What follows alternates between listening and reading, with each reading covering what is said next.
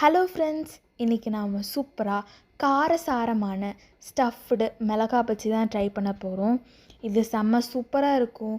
இது ஒரு ஈவினிங் ஸ்நாக்ஸாகவும் சாப்பிட்லாம். உண்மையிலே செம்ம டேஸ்ட்டாக இருக்கும். ஸோ வாங்க, இப்போ நான் உங்களுக்கு இந்த ரெசிபியை சொல்கிறேன். இப்போது இந்த மிளகாயெல்லாம் நல்லா வாஷ் பண்ணி எடுத்துக்கிட்டு நடுவில் கத்தியால் கோடு போட்டுட்டு இப்போது உள்ளே இருக்கிற அந்த சீட்ஸ் எல்லாம் வந்துட்டு எடுத்துக்கலாம். இங்கே தான் நம்ம வந்துட்டு ஸ்டஃப் பண்ண போகிறோம். அதே மாதிரி எல்லா மிளகாவும் பண்ணிக்கலாம். இப்போ வந்துட்டு இந்த பேட்டருக்கு வந்துட்டு ரைஸ் ஃப்ளோர் வந்து 1 கப் அளவு எடுத்துக்கலாம். Baking soda 1/2 teaspoon, gram floor 2 cup, உப்பு தேவையான அளவு, கார்ன்ஃப்ளோர் 2 டீஸ்பூன், அப்புறம் தண்ணி, இதெல்லாம் சேர்த்து நம்ம பேட்டரை ரெடி பண்ணிக்கலாம். இப்போது ஸ்டஃபிங்கு ஆனியன் மொத்தமாக 2 ஆனியன் எடுத்துக்கிறோம். நல்லா சின்ன சின்னதாக பொடி பொடியாக கட் பண்ணிக்கலாம். அதே மாதிரி தக்காளி பொடி பொடியாக கட் பண்ணிக்கலாம்.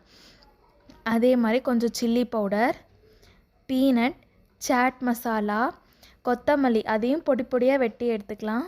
அதுக்கப்புறம் எண்ணெய். அவ்வளோதான், நம்ம ஸ்டஃபிங்கும் ரெடி ஆயிடுச்சு. இதோட கொஞ்சம் சாட் மசாலாவும் சேர்த்துக்கலாம். இப்போது நம்ம ஸ்டஃபிங்கை ரெடி பண்ணிக்கலாம். இப்போ நம்ம வந்துட்டு மிளகா பஜ்ஜியை நீட்டாக பொரித்து எடுத்துக்கலாம். அதை பொரித்த பிறகு நம்ம நடுவில் வந்து ஆல்ரெடி இது பண்ணி வச்சுருக்கோம்ல, அங்கே வந்துட்டு ஸ்டஃப் பண்ணி வச்சுக்கலாம். இது நீட்டாக ஸ்டஃப் பண்ணி மேலே நாங்கள் புளி சட்னி ஊற்றணும். இது நீங்கள் வேணால் எடுத்துக்கலாம், இல்லைன்னா ஸ்கிப் பண்ணிக்கலாம்.